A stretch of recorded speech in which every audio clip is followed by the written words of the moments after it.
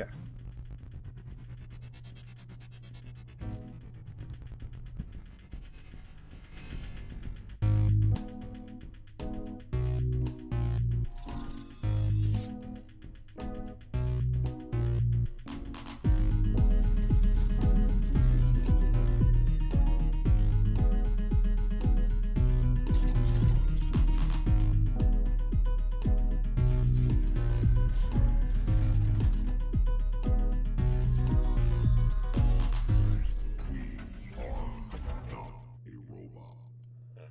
Hello, humans! It's Rob here with Not a Robot Podcast's DC Comics Review Show number 128, the world's greatest comic show about the world's greatest superheroes, and with me, as always, is Josh. Hey, Rob, you ever get super curious about a singular group of people? For me, it's the people who lose one shoe on the highway. Dear people who lose one shoe on the highway, tell me what your life is like. I need to know. So it means they're half dead.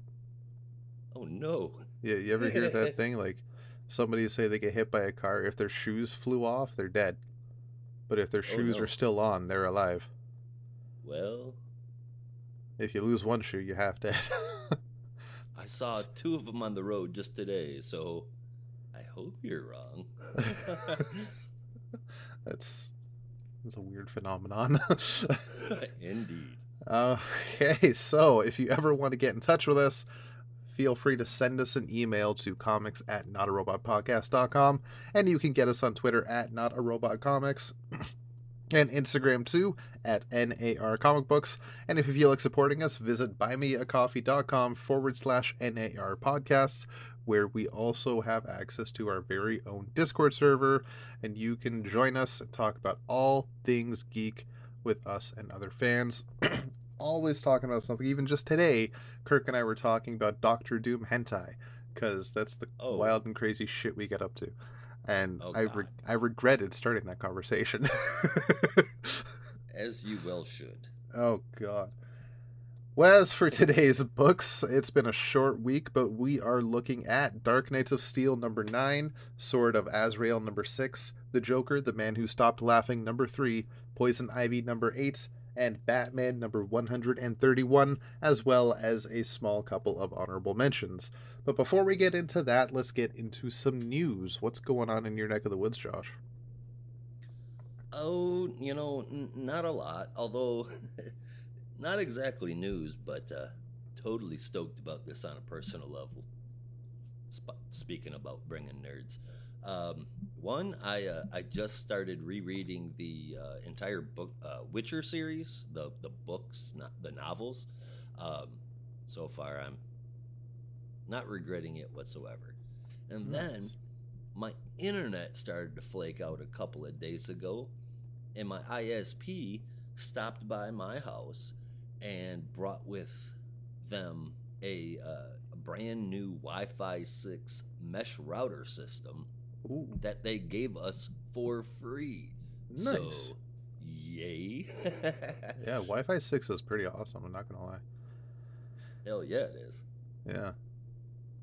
Well, that's good. Other than that, it's been pretty normal around here. Oh, fair enough. How about with you? Yeah, not much going on around here. I finally found the time to start my goal project of reading every single Green Lantern comic from the Silver Age onwards. And only the Silver Age right now, because the Golden Age is so much harder to find copies of. But I do have access to some of the old ones.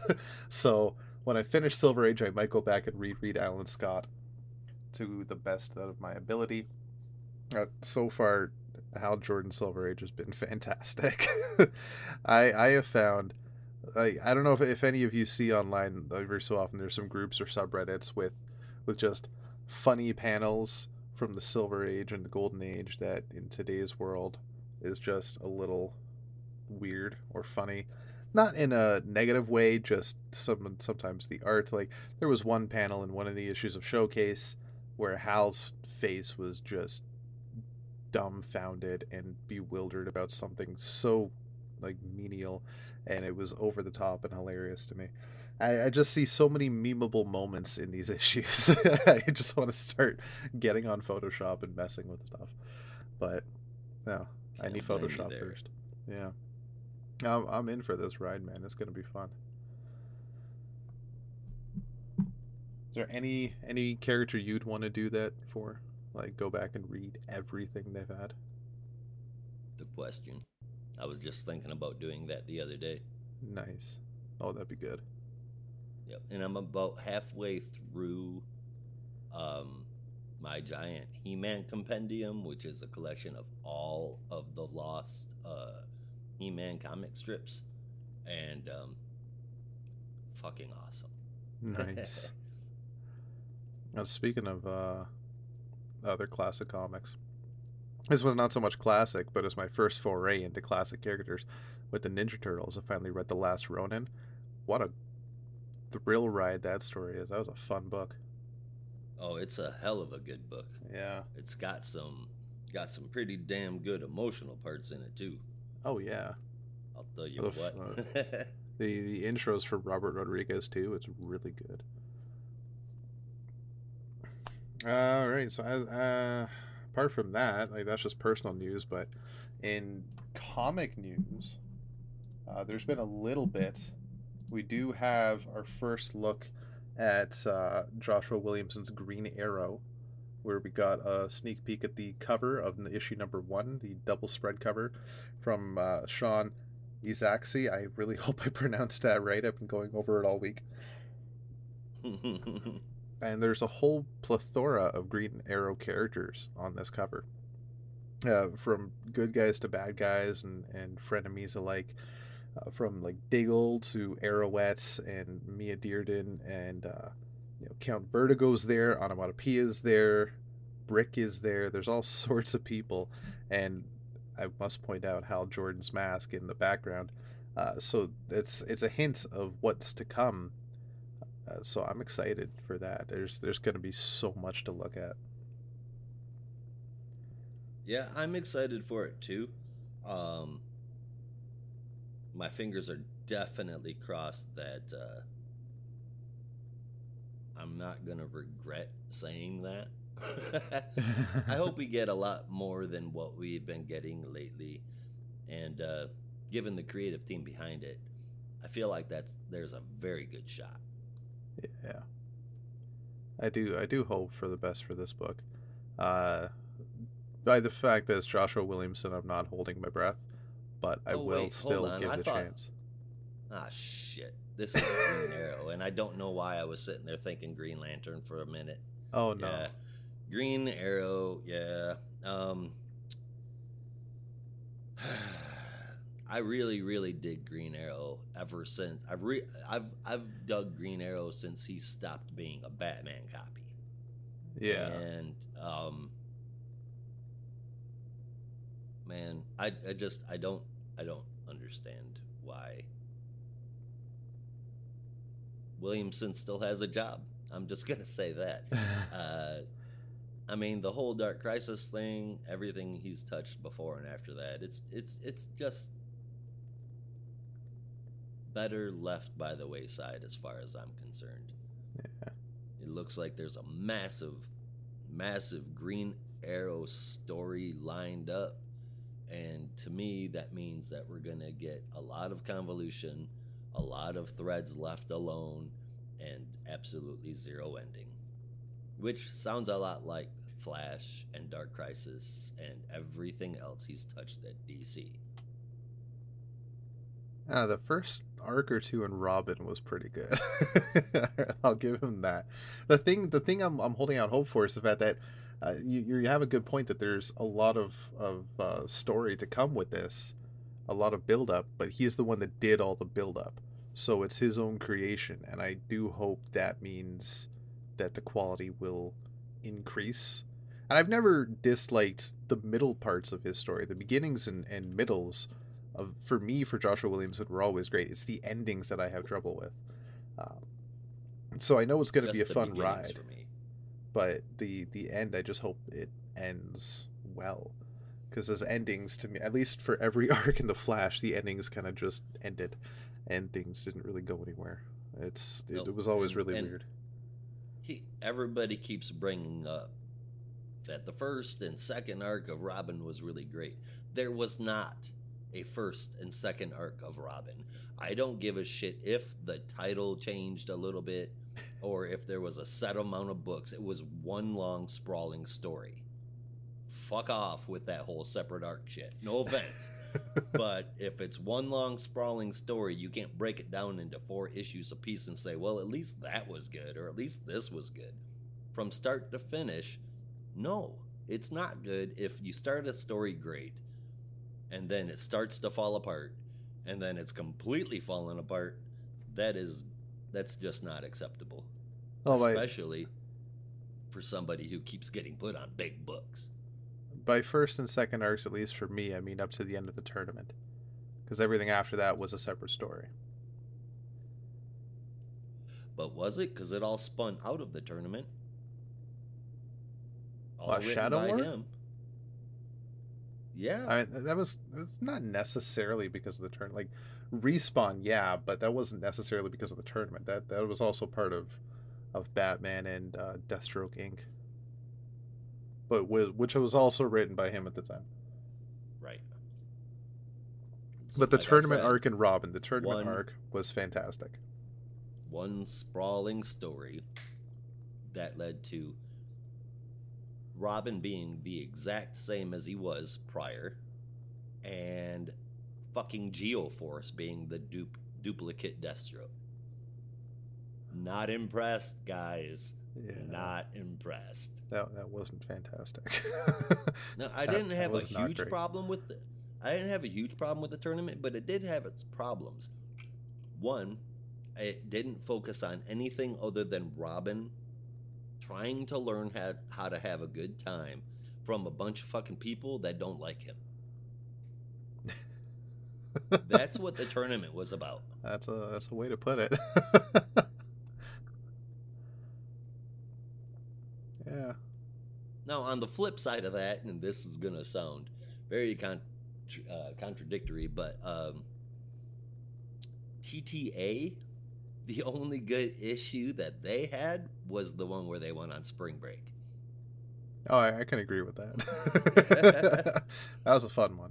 If they kept that going and just had fun with it instead of trying to have this overarching story, Just would to have been beat great. everything all down. Yeah. I don't know. I enjoyed some of the mysteries, and we didn't even get them all solved. So, who friggin' knows? That's a shame what happened to that Yep.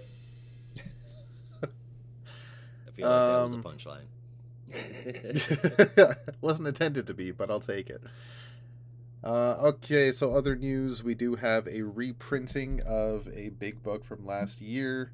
I say big because it was a big deal, but it wasn't that great. Batman Spawn is getting a reprinting, but in black and white only. There will be no colors. There will just be Greg Capullo's pencils and Todd McFarlane's inks, and that's it. So you'll get a good chance to see the beauty of Greg Capullo's art. And I know some of the gripe for the initial issues was, at least I think Brandon mentioned this, was the color really brought Capullo's pencils down, because I felt the art was lacking, which was surprising for Capullo, because I always think he's great, especially drawing Batman. Well, he knows his this way is around the drawing thing. Batman. It's because Capullo is doing the pencils, and then McFarlane is going over the top with his inks and being super heavy-handed and inconsistent with his line width. And for Yeah. me, that's what kind of brought that down. Fair is enough. McFarlane's inks. I don't think it was the colors. I don't think it was the colors at all. I think it may have been McFarlane going, well, it must have been the colors. I'm looking at least the black and white cover, and it looks really good. But we'll see. I'll take another look at the inks only version in the first issue. That comes out February 14th on Valentine's Day of all days. Because what better way to spend it with your sweetie than by getting her a copy of Batman Spawn #1, or him, or them. Right. or both if you're Polly. Yeah, by all means, get whoever a copy of Batman Spawn #1 to show your love and appreciation. Don't actually do that. Don't. It's a bad idea. That's Yeah. yeah. Well, I mean, unless they're a Batman Spawn fan, then yeah. Yeah, like if that's the case, by all the power to you. But typically don't. Just don't. Get like, I don't know, Harley Quinn, Green Arrow #1, something fun. I don't know. Not Batman Spawn. And finally, in movie news, James Gunn is said officially that we will find out some, and I quote that, some, not all, some of the DCU slate this month. Will be known in January. According to James Gunn, we will find out some of the DCU slate going forward. It is unknown how much of that we will know, or anything else. We don't know anything else right now, apart from we will find out some information this month, and Yeah. hopefully we can finally By put the end some of of these heavy-handed January. rumors to rest. Well, hopefully confirm some others. Yeah. Well, speaking of confirmations, actually, one thing I forgot about, but I keep getting notifications about it. Stephen Amell is returning for the final season of The Flash for one last go around as Ollie, which I think is pretty For cool. for the final season, or he's Yeah. going to be back like for like a episode or Oh, two. probably like a cameo or something. Like they're not going to tell us for how long or for what, but I imagine something very small. Yeah. Because the dude's dead. He might still be the Spectre. I don't really know, but if anything, Maybe. like a cameo or something. Now, I do know that the only thing he's done since leaving Arrow is get in trouble with the law. So, He's done a terrific show called Heels. I oh, really love that's that right. show. I Yeah. did not watch that, Oh, you got to. but If you're a I wrestling do fan, you got to remember that. watch it because they put their heart and soul into that show. And Oh it wow. even it's Oh, the whole thing kind of tells, if you're looking at it, it tells the story of like WWE versus ECW back in the 90s and the bat. Monday Night Wars. It's very You interesting. you, yeah. Monday Night Wars, and then that Raw is War. Yeah. But speaking of WWE, a piece of information that I did just happen to stumble upon here a couple of hours ago, I guess this morning it was announced that that Vince McMahon will no longer approve any financial dealings or media holdings at all unless he is reinstated as chairman of the board. And as of this morning, 9:30 this morning, Eastern Standard Time, Vince McMahon is back in WWE. There are a lot of fans that are not happy about it. And I mean, let's be honest, not to take this over and make it a wrestling podcast, but I mean, okay, McMahon, during the Attitude Era, you knew your shit. You brought people back to wrestling. You went way above and beyond what was necessary, but you did your job. But now you're 168 years old. Your ideals are bad. You still have this SEC investigation going against you, all kinds of sexual abuse allegations. I think it would be better if WWE was McMahon less. That said, there's a lot of people that are worried that he's coming back so that he can facilitate the sale of WWE. Yeah. Which is just crazy. Like, It sure why seems like it. why would he do that? Because Triple H has actually been doing a pretty good job running the show behind the scenes, and Agreed. I think the company's doing okay. Why? It's just ego. It's got to be. It's only ego. There's Money. no other way about this. It's If ridiculous. it, yeah, I mean, ego. Sure, if he's coming back to not sell it, 100% it's ego. But Oh I'm yeah. tending to err on the side of these fans that are assuming that that he's coming back for a sale. Like, WWE pay-per-view, SummerSlam. Excuse me, it wasn't just the pay-per-view. I'm misquoting that. In 2022, the WWE had more viewers than Major League Baseball, than the National Hockey League, the NFL, and the NBA. The WWE, not combined, but No. beat each and every one of those for consistent viewership. Yeah. So to me, that makes WWE a very hot commodity and very appealing on the sales block. Yeah. But I don't know. It's just crazy to think about. Yeah. What I can mean, you do though? I recently got back into watching wrestling, Mhm.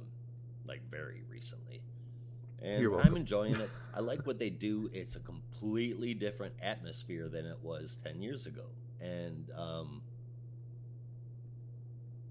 yeah, it was about 10 years, seven, 8, 10, no, somewhere after 7. Anyway, it's been a while since I watched it. It's a completely different atmosphere. It's a completely different kind of show, and it is it's fun to watch again, and I would hate to see it regress because somebody couldn't keep their hands out of the pie, Yeah. or somebody's all out of pie and they just want to make more money. Yeah. I mean, he made the pie he's eating. It's his own fault. But Yep. what can he do? Oh well. We'll see where the future goes. We'll see what is in store. So so much shit going on right now. Uh, Indeed. yeah. All right. I guess with that we'll get into some books. What do you say? That sounds like a plan. Yeah. As We far got as ones that don't really matter, I'll talk about two of them. Batman Night Watch, which is pretty much a little kid's book, and Gotham City Year One, which is a book. Uh, those are out if they are your thing. They are not mine. But that's it for the mentions. That's all we had, honorable or yeah. otherwise. Yeah. That's pretty much it. Um. Yeah, with that, I guess we'll start our spotlight section. We'll shine that light over to our sole spotlight book of the week. We're bringing back for a quick review. It's been a while since it's been on the shelves, and it has come back with a passion.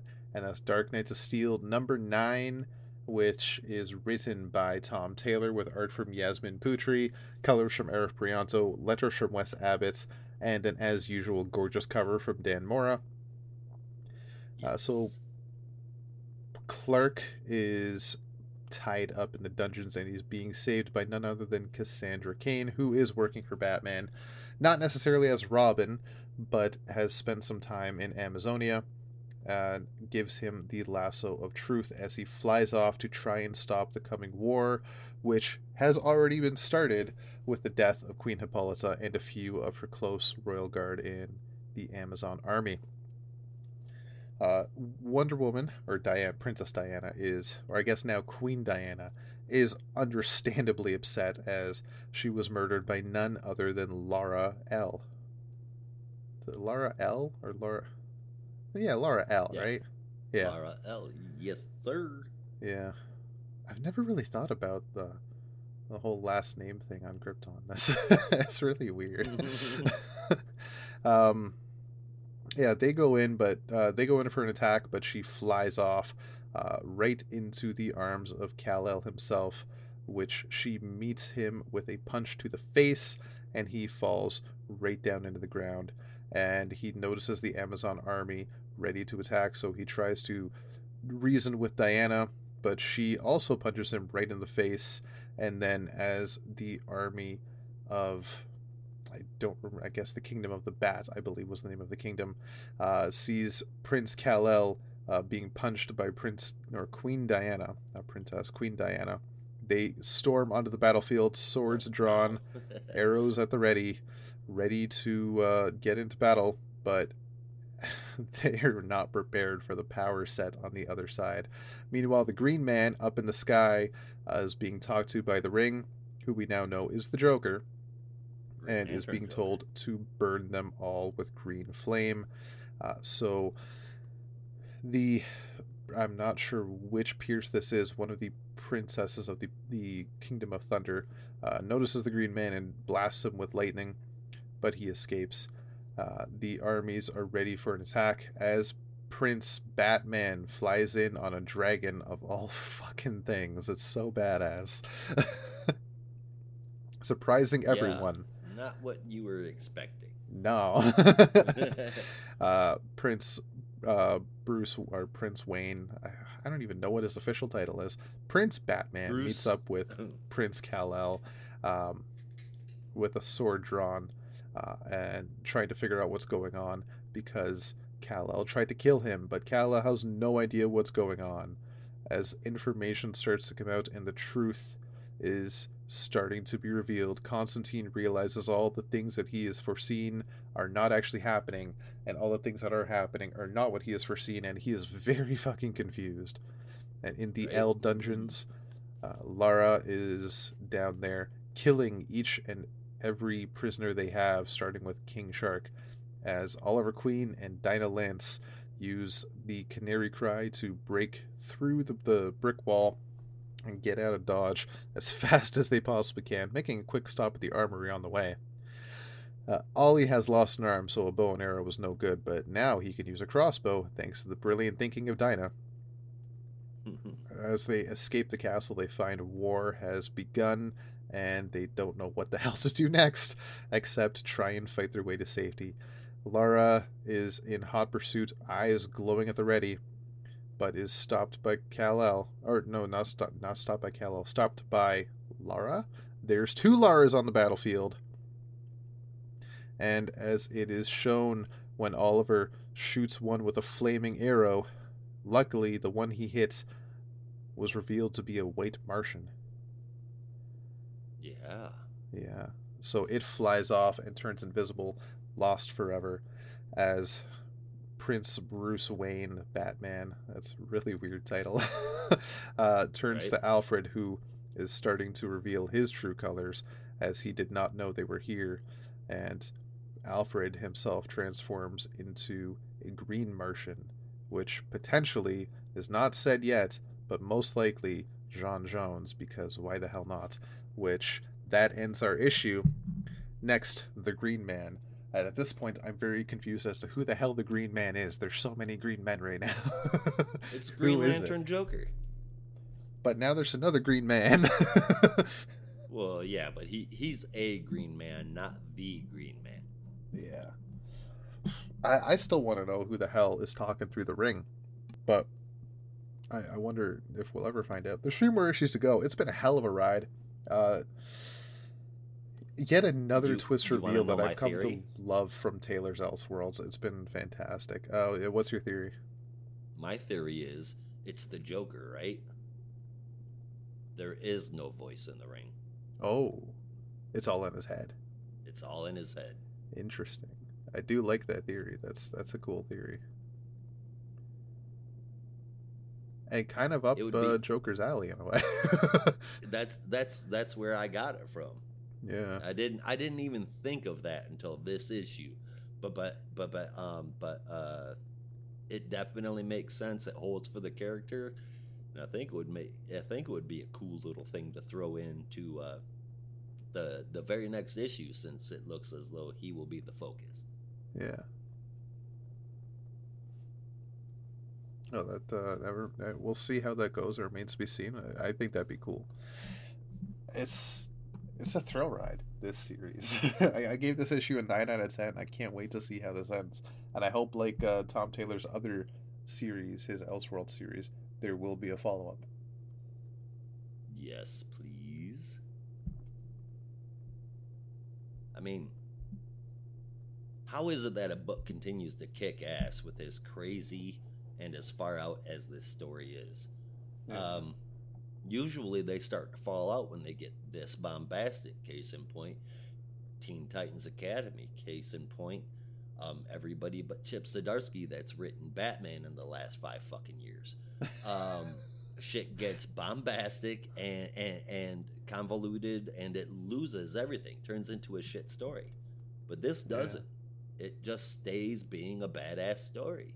Yeah. There's there's there's there's no forecasting. There's no telling what is going to be happening. I mean, fuck. White Martians, Martian Manhunter, Death, Fire, Gods Among Men. Holy crap, this is good. And Yeah. of course, the art that we see in this book makes me love it even more. I Oh almost yeah. wish that it was a total ongoing because I mean, I would keep reading this as long as the stories were there and on this caliber. It's fucking grade A all day. Yeah. Definitely. All I right. interrupted your review, didn't I? Oh no, I was done. Oh, what would you give it? 9 out of 10. Me too, a 9 out of 10. Right on. All right. So with that, concludes our spotlight reviews. We're going to shut off the bat signal for a brief period, and we're going to take a quick commercial break. Stay tuned. And we're back. Thanks for sticking with Not a Robot. Hope that wasn't too bad. I know it wasn't. Come on. We are jumping into our full depth reviews with the rest of the books we have this week, starting off with Sword of Azrael #6, and I'm going to hand it on over to Josh to tell us what's going on over there. And I will gladly catch it. Written by Dan Waters, art from Nicolas Messia, colors from Marisa Louise, lettering by Hassan Atsmani Al How, and this cover was drawn by Sismacia and Romulo Fiardo Jr. did the colors on it. Pretty cool cover.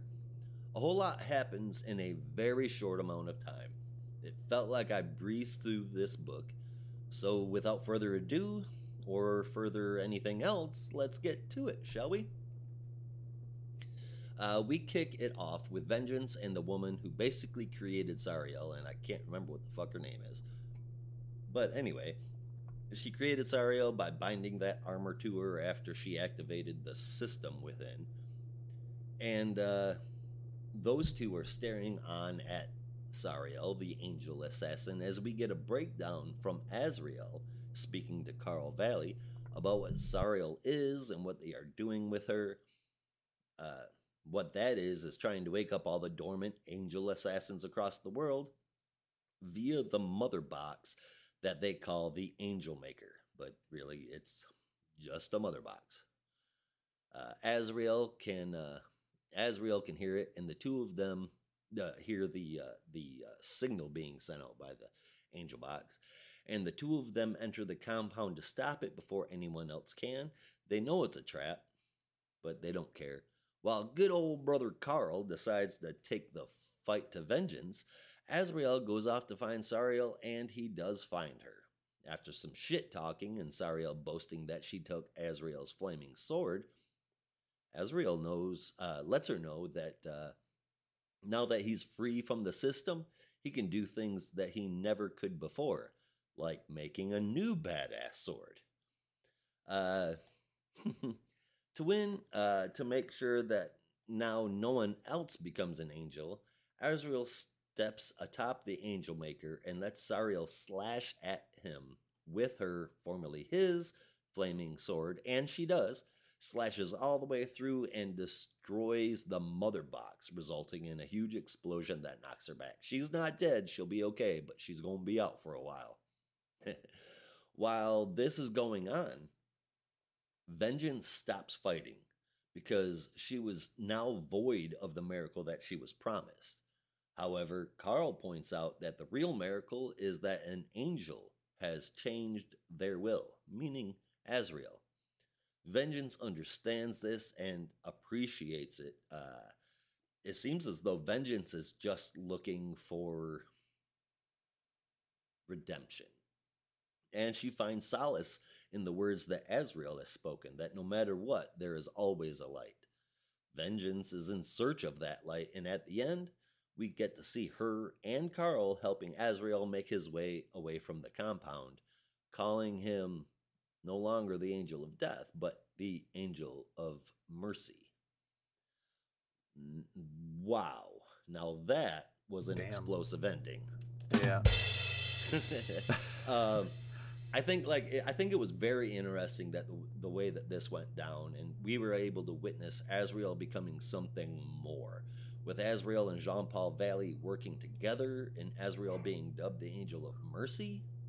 Man, I cannot wait to see the next time dude pops up, and Vengeance as well, considering that it seems as though she is seeking that redemption.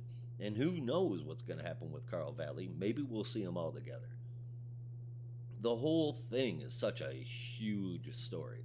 I'm looking back and trying to figure out how they fit so much into 6 issues without it feeling like it was all crammed in or rushed through. The art and the colors, as always, stand out as absolutely perfect for the issue, and it sets up so many possibilities. I am really impressed, even though it's Dan Waters, from who I should expect great stories, but I loved it, start to finish. Azrael was a character that I, at that point, couldn't give 2 shits about. And not only did he make me give a shit about it, but he made me eager to get more. And honestly, though it rarely happens with newer books, now that we're at the end of this series, I think I just may go back and give it a read through from start to finish. Oh, It's really that good, and man, I fucking loved it. For me, this one also got a 9 out of 10. fair enough. So wait.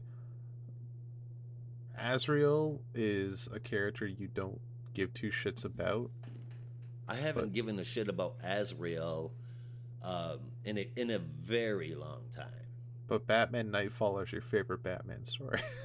I said a very long time, not ever. Okay, fair enough.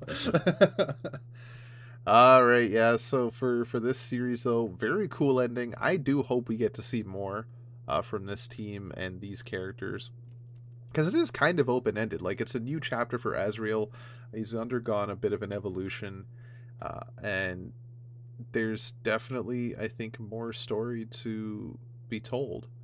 Not necessarily with the mother boxes and whatnot. I think that chapter can come to a close, but that Please. team at the end with Vengeance, Azrael, and Father Valley, I think, is a very interesting team, and they seem to have found some camaraderie at the end there. So let's hope we get to see that trio pop up again one more time. I am still deeply in love with the anime style, in not just the art but the storytelling as well. I don't know if I mentioned before. I know, excuse me, I've gone off about how the art style is very anime inspired, but it also is lent from the story, the writing as well, because you get that sense in the story beats as well. The way they've built things up, it's just fantastic. I'd watch a Netflix anime of this. I would. I'd watch any anime of this. I hope that with this, DC does make a bit of a push into a different style of animation, maybe an anime style, and this could be the first one they do. I think that would be a good idea. I hope. I don't see it actually happening because creative choices are not always the greatest over there right now. But I do hope. Oh Um, shit. yeah, well, fuck, looking at you, Green Lantern, Beware My Power. What the fuck was that? Uh, 8.75 out of 10 for this one. Very damn good ending. I really liked it. Yeah, I'm with I enjoy the art. I do. Um like a lot. Obviously, I gave it a 9 out of 10 and that doesn't all come from the story. That said, I see some like manga ins, inspiration, but I look at that and manga isn't the first thing that comes to mind. But I definitely am with you and Brandon where I don't see like the anime style, but I definitely see the influence there, and it's an art style that I really don't think any other kind of art style would have fit this story. We needed something a little irregular. We needed something a little, for lack of a better word, Bombastic. jagged. Yeah, and Yeah, it it just works, man, yeah, all the way around. Sesmacia and Waters, I hope, continue to work together. definitely. Because they're a hell of a team.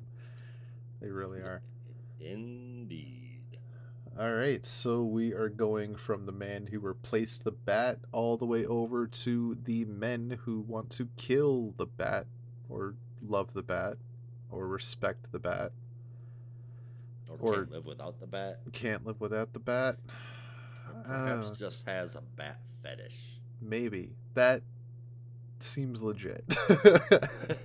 It's the Joker, the man who stopped laughing. And if it wasn't apparent, now you know why we couldn't figure out what it is about the bat that the Joker's obsessed with. But that is part of the fun. After all, isn't that the big joke in the sky? Is the Joker's raison d'etre with the Batman? We'll find out one day, maybe. For now, though, this was written by Matthew Rosenberg with art from Carmine oh my God, Carmine Di Giandomenico. Apologies. With colors from Romulo Fajardo Jr. and Nick Filardi, and letters from Tom Napolitano. We open up where the last issue left off, outside Gotham General Hospital, where the Joker is surrounded by police after the cops were called based on a bomb threats inside the hospital that he started. So it's his own fault, really. He is under the guise of medical gear, jacket, scrubs, mask, the whole 9 yards. So nobody could really tell it's him, and people still think he's Dr. D'Amico, but he just walks through the hospital. He goes right back in after he sees the cops, and tries to maybe find another way out. The cops have gone in after somebody saw the doctor go in, and there is reports that the Joker is inside, so the cops are going in full pursuit. A full SWAT team has gone in, going room by room, getting people out and finding the Joker as best they can. And as he's running through the hospital, the Joker that is, he comes across the pediatric ward and finds a room full of very sick children, all of whom look like they potentially have cancer, which is going to make for some interesting pages. Red Hood, meanwhile, has shown up on the scene, and with a little distraction of fire outside, he sneaks in under the police tape and makes his way into the hospital himself. Joker is doing what he can to entertain the children, and while he is still a creepy psychotic clown, he's not looking to kill these children, so he's actually being a little nice about it. And this Joker, realistically, is not that homicidal compared to the other Joker running around shooting people in the head for no reason apart from he's the Joker. So as he is doing his best to make these kids laugh and befriend them, eventually the cops come to the room and ask the children if they've seen anybody, and describes the Joker: pale skin, green hair, and a gross mouth. But the Joker is hiding behind the door with his hand to his lips, telling them to shush, as the kid that is in the bed says no one has been in here for hours, and the cop promptly leaves. So the Joker did what he could to befriend the children, and he seems to have done it. He is successful in his plan, and he promptly leaves right after that. The cops are still going room to room, as one of them has to take a quick stop in the washroom, but lo and behold, the Joker's in there too, so the Joker comes up behind him, steals his uniform, and tries to escape out the elevators. But in the elevator is none other than Jason Todd, who promptly puts his mask on and begins firing on the cop, who is the Joker. But because he's in full cop gear, when he runs into another SWAT officer, that officer thinks Red Hood is just trying to kill a cop. But instead, the Joker jumps out from behind the cop who was trying to protect him, puts a gun to his head, and now we have a good old-fashioned standoff. A nurse comes out, and the Joker calls her Helen, even though that's not her name, for no reason other He's than been he's the looking for Joker. Helen the whole fucking time. Oh yeah, The whole fucking time. For some reason. Oh, hello, Helen. I'm There not is Helen. no Helen. Yeah. And together the nurse helps them get out and safe. The Joker locks them in a room as he runs off. Red Hood does what he can to help everyone. The cops get in.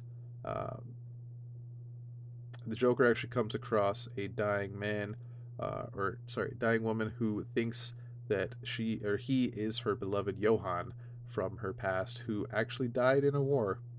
but he pretends to be this mysterious Johann, and Strangely enough, yeah, for some reason, that uh, yeah, it was weird. He's like compassionate. yeah, there's something about this Joker that doesn't sit right with me.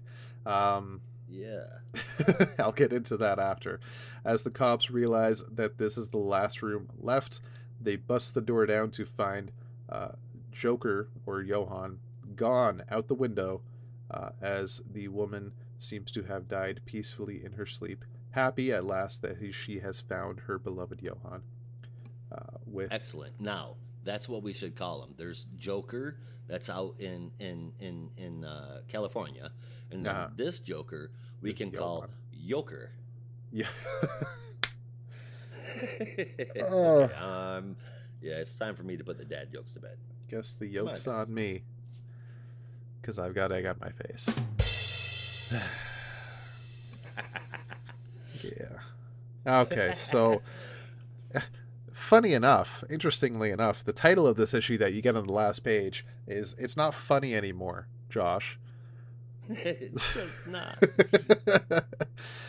All right, and there is a fun little backup which I will not get into. Just feel free to check it out. It is an interesting little romp, but it's a little too crazy even for me. Written by Matthew Rosenberg with art from Francesco Francavilla, letters from Tom Napolitano, and editing by Dave Wilgaz. Why not? I'll throw the editor in there too. Um, it's a interesting little story with Zatanna, but it's making me lose my mind. I don't know what's going on with Joker sidekicks. It's really weird, but it's fun. Check it Yeah, out. Okay, so yeah, this is a very compassionate Joker that we haven't really seen in a long time, if at all. This is definitely a Joker from the past, a very different Joker than what we've had recently, but um, because he doesn't have memories of his recent machinations. Like he came across Harley and thought they were still together, wasn't it? Right. So who knows what's going on here? This is an interesting mystery, and I'm all about it. But who is this Joker? Like this, it's so weird that he was so compassionate to that lady and nice to the children.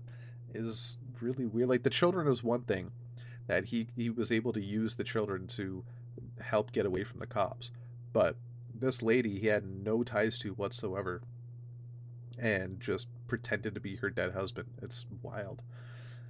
yeah. Uh, I can't wait to figure out this mystery, but I am seriously enjoying this ride so far. This is an 8.5 out of 10. Hell, talking about this now, I'm bumping that up to an 8.75. It's just really good. And there's a lot of good jokes in there too. Joker's a funny It man when does, he needs to be. depending on which Joker it is. Yeah.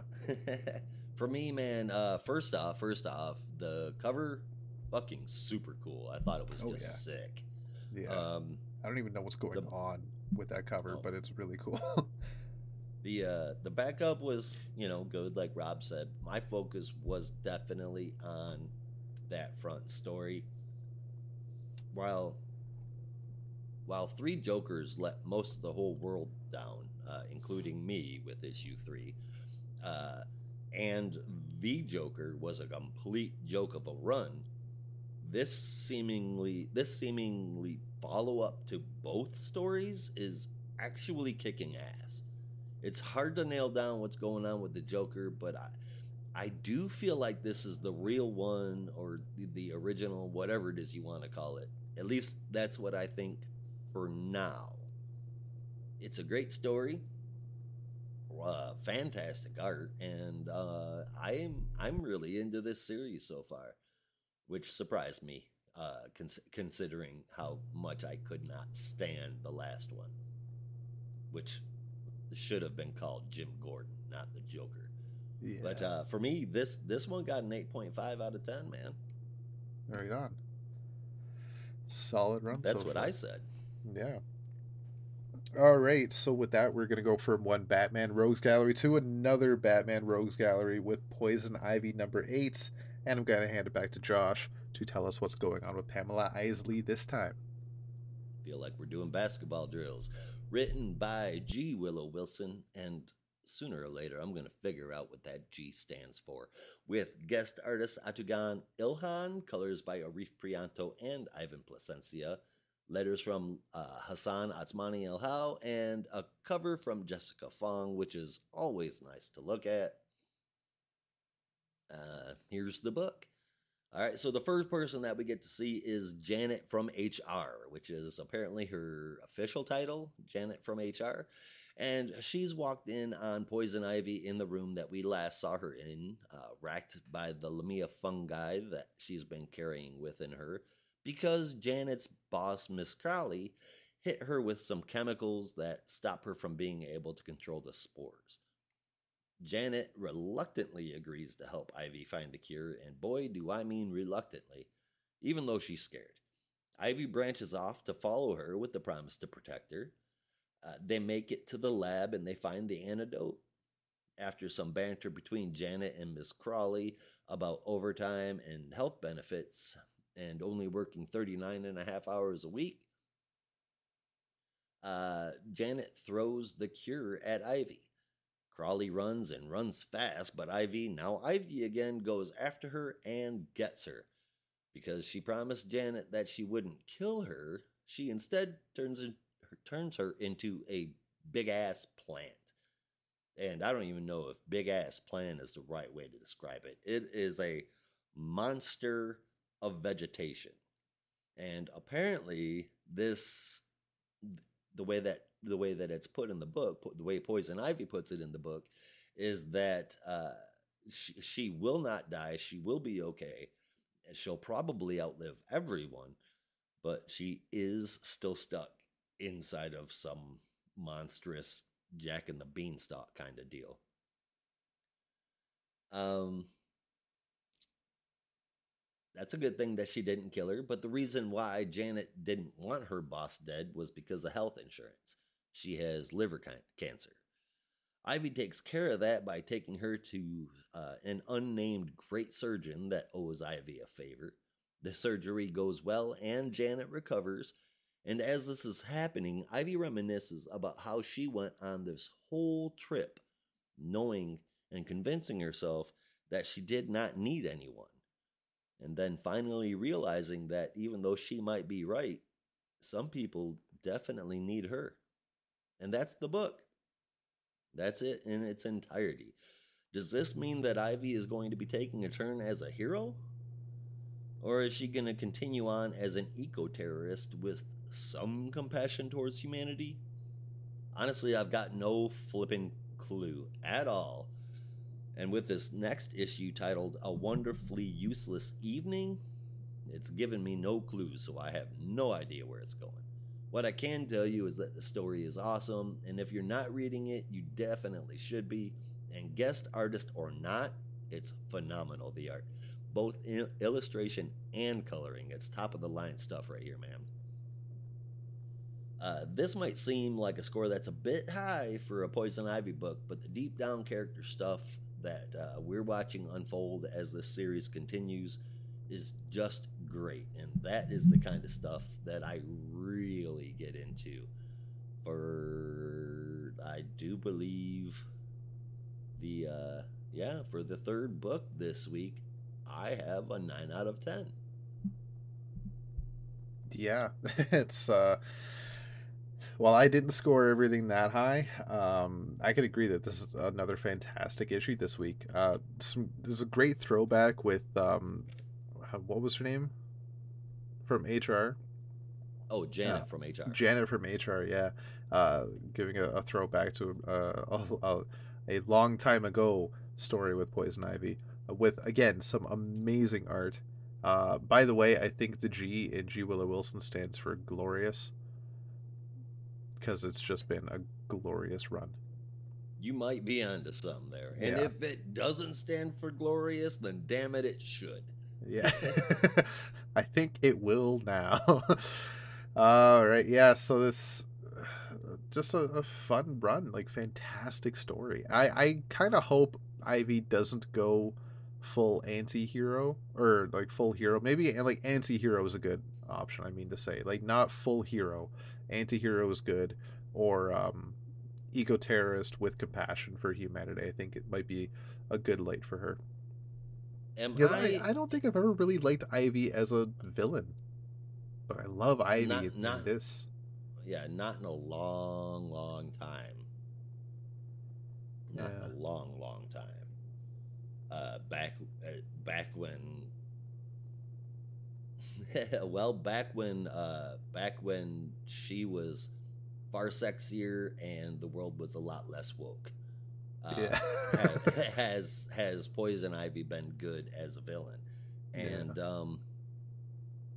the just the character development that she has been seeing, especially in this arc, is off the chain, dude. Off the chain. Am Mhm. I nuts, Rob, in thinking that this could be long shot story? Ivy finding herself, finding what's important to her, finding out what she didn't know was important to her, just to get back together with Harley and be an anti-hero duo. I mean, Is shit, if that that just wishful doesn't thinking? happen, I'm a riot. If that doesn't Mm, happen by the end of this, there's something wrong. Harlivy needs to live. Let them have I their time believe so. apart. Let them have their respective stories. But Harlivy needs to live eventually. Let it grow. Right? I And for the agree. love of God, if you Sam Humphreys it, will I will do more than Riot. I will Oh do man. more than Riot. Sam Humphreys. You know what? There's a reason why no one picked that up. And that's because it was the dumbest fucking idea ever.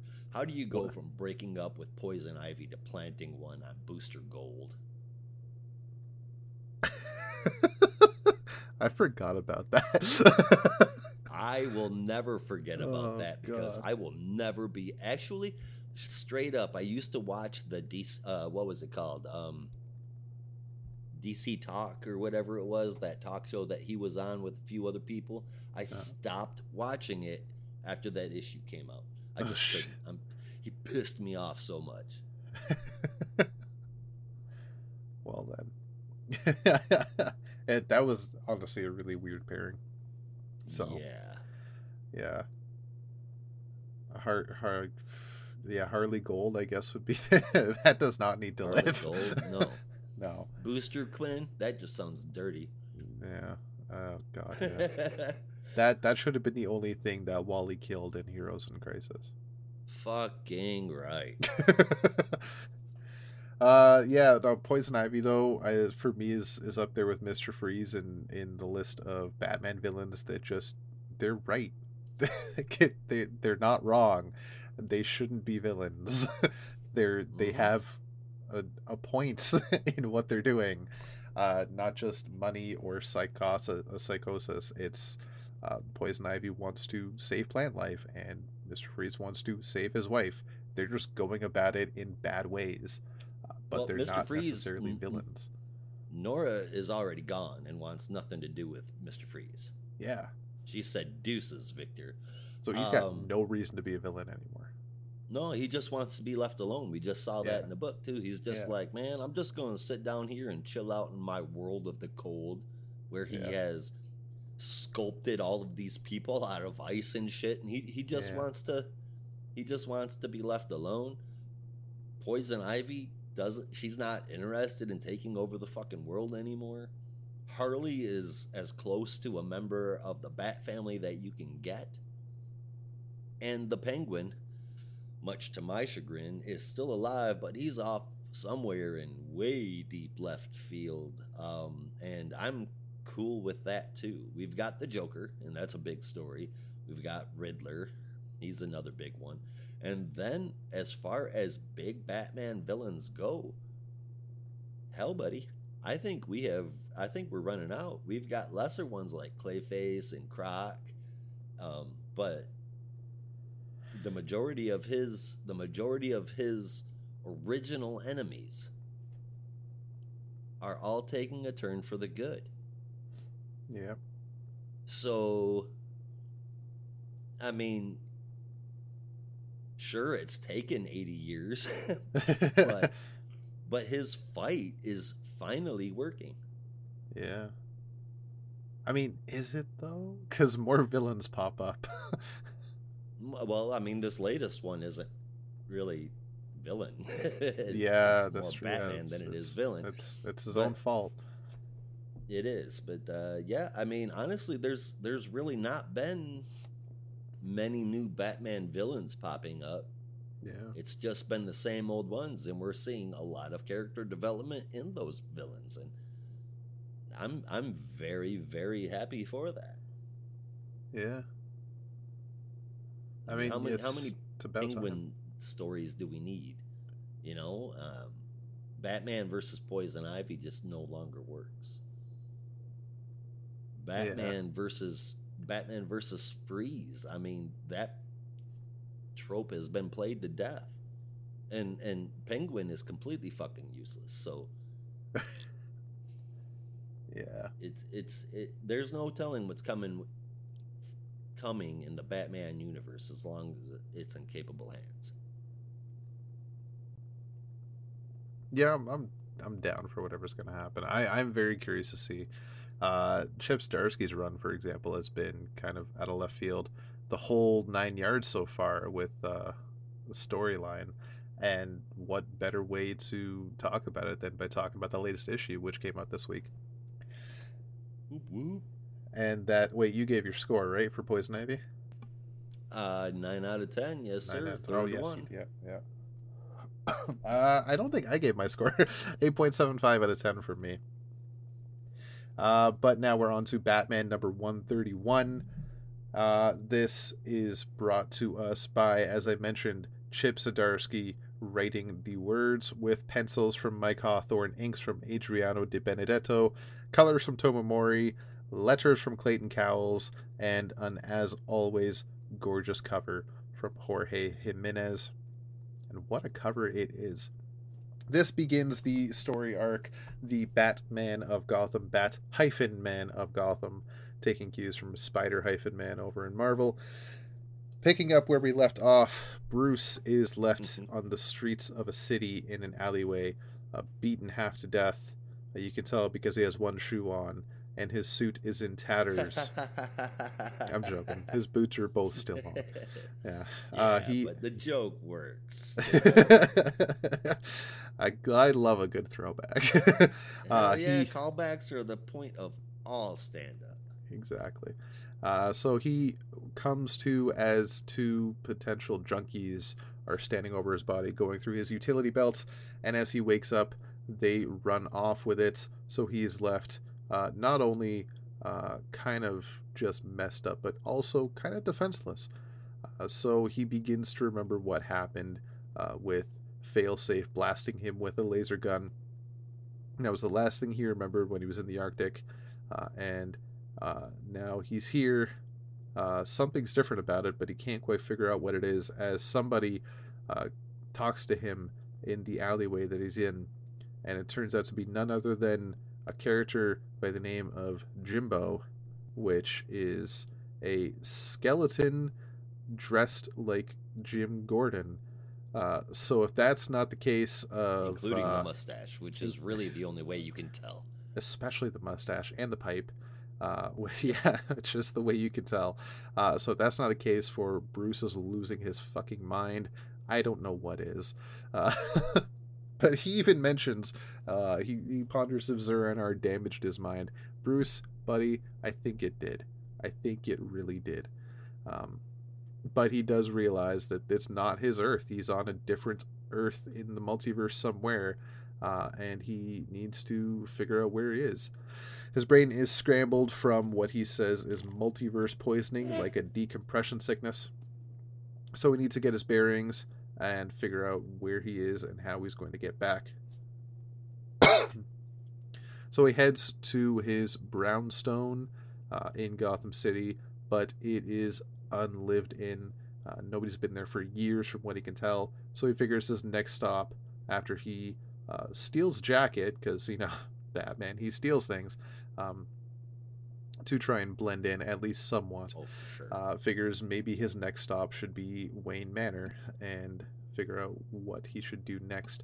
but he does realize that Wayne Tower is not Wayne Tower, it is something else. And this Gotham that he's in feels a little weird. Yeah, to say the least. Yeah, to say the very least. Also, if I did not mention before, the alley he woke up in, he recognized as Crime Alley, the alley his parents were killed in, because of course it was. Naturally. Yeah, naturally. So as he's on the rooftop, he hears a scream, to which he realizes it's still Gotham. I'm still me. There's still danger afoot. But it's not really danger, it's the GCPD, albeit a roided out GCPD with, Oh yeah. y'all remember Judge Dredd? Yeah, Yeah. this is like Judge Dredd. But instead of Judge Dredd, it's Judge Dent. Because it's Harvey Dent as a judge. uh, Yeah. Now, did you notice that? Do you remember those two people that stole the utility belt off of Batman when he was laying in the alley? yeah, How they said he looks like he's on some kind of messed up form of venom. yeah. I think the GCPD is as well. Oh, definitely. Yeah, because That's why I think. this Judge Dent, with very, if you pay attention to the coloring on his face, while he does not have a half a messed up face, the coloring is very on point, and I cannot tell if it's actually his face or just the way they're shading it. But he has two different shades to his face the entire time. It's very interesting. But this That is Judge interesting. Harvey I did Dent. not notice that. Oh yeah, I noticed it maybe on the second page. There was a clear line. I'm like, huh, I wonder. um, yeah, but this Judge Harvey Dent is very, very, very muscular, and looks like he is on some form of venom. But Oh, with I that see it. comes a bit of excessive violence in his policing, as he questions people by pointing guns at them and threatening their lives and kicking doors in. Um, Batman shows up without a mask, which is not really necessary because it's not his Earth anyway. Nobody knows who he is. Uh, Right. Batman You are comes. right. I'm flipping back through it, and um, I guess I just looked through it and just assumed it was the lighting, but it is not. There is a Yeah, distinct it's distinct. line Yeah, drawn down the middle, and I am looking at it even closer. And my man, I it's think half this is pink, page half white. 15, half regular, half white, but on the white side, do you see it? He's got a red eye. And go down to Uh, the look at the very bottom panel. He has Joker lipstick. oh no, I think that's blood. You think so? Because it's only on the one half of his face, and it's Because on the I don't top and see that. I bottom. don't see that in previous panels. But I see what you're talking about. I think. Oh, maybe you're right. No, it is in previous panels. It is in previous panels. Two But yeah, faces, it's half Harvey Dent, half Joker, and roided out like Bane. Whoa, not son of cool, a. man. What the hell is this? I would Is have never this? noticed that had you not mentioned the two different colors on his face. Oh, But man, yeah, I he's didn't half even Joker. notice the stuff on his lips. That's damn. All right, so this Harvey Dent got a little even crazier now.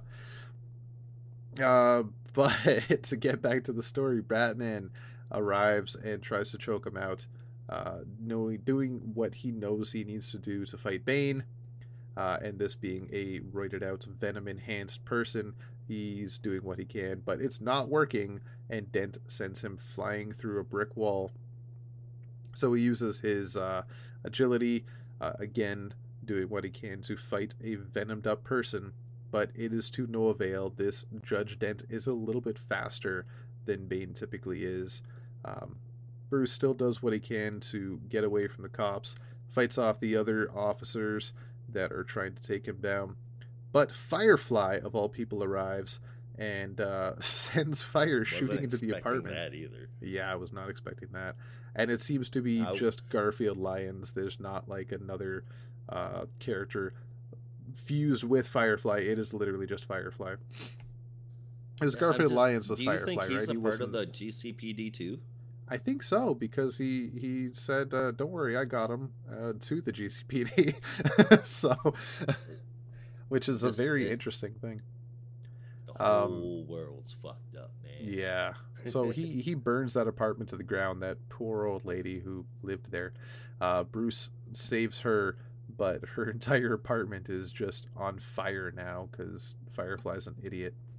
Uh, Bruce gets her outside and tells her to head to the roof, or head to the ground rather, and hide. But Judge Dent catches him yet again.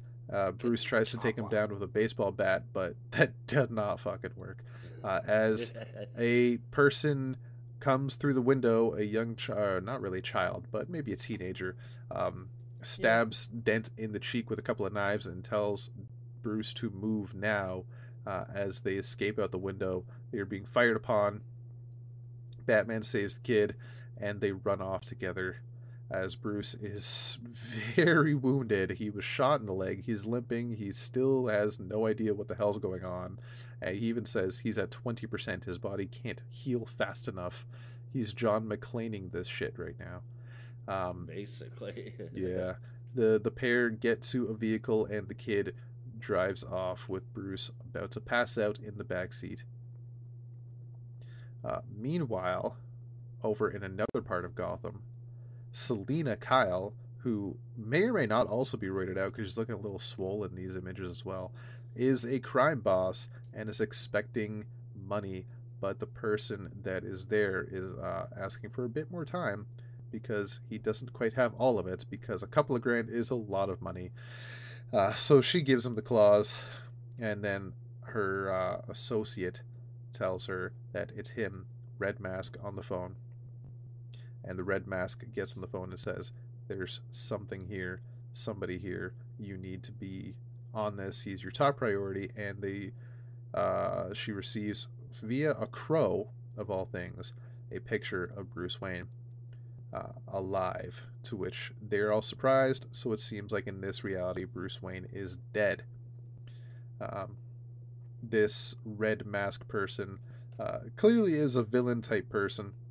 Seems to know who Bruce is, and as you can see in what may or may not be his laboratory, a bunch of people being experimented on, and they look like inmates at Arkham Asylum. Meanwhile, Bruce is in a hiding spot, safe house, with this kid, and they get to talking about things. Her name is Jewel, and Bruce introduces himself as well. She is also an orphan, which will lead everyone to believe that she's the next Robin, because that's what Bruce does. He finds orphan children, takes pity on them because that's what happened to him, and then trains them to fight crime. Uh, so this is a Well, world what without else would you do Batman. with kids? Yeah. Right, not love and support them, just use them as soldiers in your ongoing war against crime. Yeah. Well, I mean, I personally am trying to love and support my children while simultaneously raising vigilantes. They're not interested in the vigilante part. Yeah, Whatever. you can't win them all. So to finish out our issue, Bruce is pondering while the skeleton Jimbo is just staring at him. It's really weird. And he realizes this world, there is no Batman. Bruce Wayne is dead. And as it turns out, he realizes this is Failsafe's compassion. His gift is a Gotham without Batman, a Gotham to save. So that ends our issue there. In our backup, the Toy Box Part 1, written by Chip Zdarsky with art from Miguel Mendoza, colors from Roman Stevens, and letters from Clayton Cowles. Toy Man, the original Toy Man, is back somehow and playing with toys as he does, while also with a woman and child who seem to be under his control. Meanwhile, in the Batacombs under Gotham, which I think is the pseudo cave under the brownstone that Bruce Wayne owns, Tim is going over the fight data from the Arctic Circle, while John is with him, just giving him a shoulder to potentially cry on, but also help him try to figure out what's going on. And John is also very upset by all this because he's the one that left the laser gun in the fortress in the first place. To which Tim replies, "Look, not your fault. You did what was right, and Batman's not dead, so we're gonna figure this out." Uh, Tim gets a little too heated about it and runs off to see if there's anything he can do. There's a couple of kids that have been kidnapped by old, I was going to say associates or cohorts, but not really either, thugs of the Joker, and they're looking to get a big payday off these kids whose parents are rich. But they're being rescued by none other than Nightwing, and while he does have pretty much the upper hand, Tim comes in to help out and gets a little too violent with the people. They rescue the kids, and the duo go up to the rooftops to have a little talk. And Dick is also trying to be a shoulder to cry on for Tim. That Dick also believes that Bruce is not dead, but Tim seems to be the only one in his eyes that is taking it very seriously and tries his best to find Bruce. Dick believes Bruce will find his own way home, but Tim still believes that Batman needs Robin to come help save him. So before Tim can fly off too much, John gets in the horn and realizes something about Toyman, that he may have left some clues behind as to things going on in that world.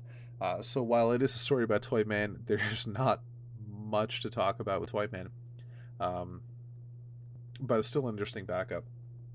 I like it. I'm all about it. I think Chip Zdarsky writing Tim is very interesting. But as for the main issue, wonderful art. I think the alternate universe is a nice touch in direction of the story.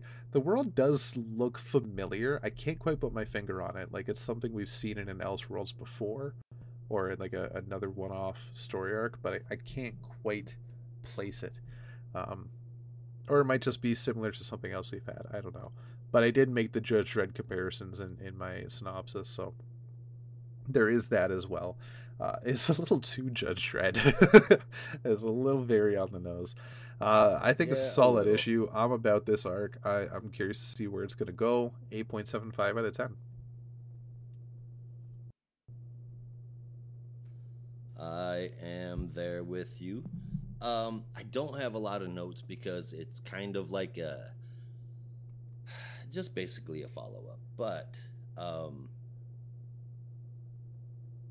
that's as far as the backup goes. But what I am wondering is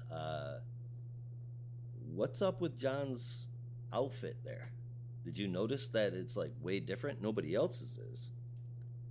No, well that would be his outfit going forward with Dawn of the DC, or Dawn of the DCU, which again lends credence to when the hell does this take place, because we're getting mixed ideas that this is before Dark Crisis or after Dark Crisis. I'm just going to go on the idea that it's after Dark Crisis. Yeah, I I I think it has to be Yeah, because of the costume change with John. Although I'm really not seeing any costume changes with anybody else. Though I don't know if yeah. anybody else was supposed to get one. As far as the front one goes, as far as the first story goes, uh, man, this title just took a seriously trippy turn. I mean, we knew that something had happened, assumed that he had likely gotten transported to another universe. Um, that's what it seemed like. But this whole thing, this was not what I expected at all. Yeah. Uh, I feel like there should be a subtitle to Batman number 131, like Batman and then a colon, and then White Knight presents Gotham is all fucked up because there's no Batman Volume 1. Yeah. That said, after all the crazy, it seems like Bruce may be a little at ease with the idea of a Gotham without Batman. Um, I think that's because it gives him an opportunity to step in and be the Batman again. He even Hmm. calls it Failsafe's compassion gift, which I thought was a little strange, but hey, whatever. As far as the art goes, it is just as good as the story, even if the story took a hard turn from, I guess you would call it an action comic, to kind of being a mystery. Why does everyone hate Bruce? Who the hell was that kid? Why is Jim Gordon a talking skeleton? And who the hell is Red Mask? I mean, there's only one way to find out, and that's to tune in next month. Same bat time, same bat channel. But really, um, until we see where this goes, I'm gonna give it a solid 8.25. There's a lot of mystery sitting there, and I need a little bit more than just these drops. So 8.25 on Batman. Fair enough. Right on. All right, so that's our books for the week. I guess we can break into our top 3 and favorite moment if you had one. You want to start us off? All right. I definitely can. I had three nines this week, so I had to do some thinking on it. But this is where it ends up laying. Number 3 goes to Dark Knights of Steel. Number 2 is going to go to Sword of Azrael, and number 1 I am giving to Poison Ivy. And you know what? My favorite moment, I had something else, but I'm changing it. My favorite moment is Janet saying to Ivy as they are walking through the hallway, she says, "This is like being in an R-rated remake of Little Shop of Horrors." And Ivy responds, "I hate how accurate that is." Yeah. I thought that was just fucking fantastic. Yeah. Yeah, it was a lot of fun. For me, number 3, I had Batman. A lot of fun there. Number 2, I had Dark Knights of Steel, and number 1, I had Sword of Azrael. Which I do realize it's a little out of whack with my scores, but I Sword of Azrael's the last issue, and I really enjoyed that one. I think just a bit more than Dark Knights of Steel. And favorite moment, I couldn't really think of one. Like, there's so many great moments, but I don't know if I really had a favorite one. I don't know. No? No. You got to pick one, man. You can skip out on your stinkers, but you can't skip out on your favorite moment. I don't know. Like there was nothing. Like there was a lot of great moments, so nothing that really stuck out at me. I think maybe it might be in the final fight with Azrael, where he just got that. I think his look, where it looked like Angel Azrael and Battlesuit Azrael kind of fused, and he had the eyeballs all in the wings all over his body. I thought that was really cool to see. I think when that moment happened, I think might be the only thing that really stuck out at me. The favorite moment that I had that I swapped out at the last minute. The other favorite moment that I had was Bruce riding in on a dragon. Yeah, yeah, it was pretty cool.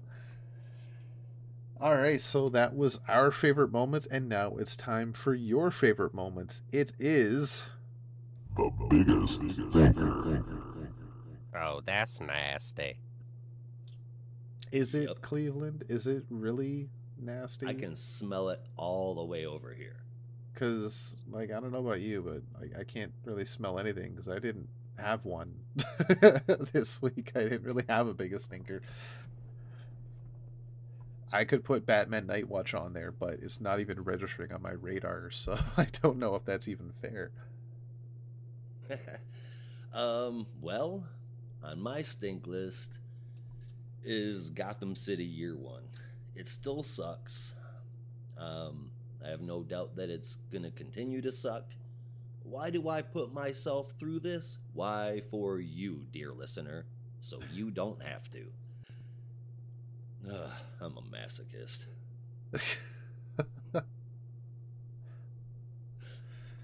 Well, there we have it. That's our sync list. Yeah, so with that's our show. Remember, you can help support us by going to buymeacoffee.com/NAR podcast. Check us out on Twitter at NotARobotComics and subscribe to our Substack for bonus reviews, articles, and more. And as always, there's only one way we say goodbye around here. Until next time, be good to each other. And don't be a robot.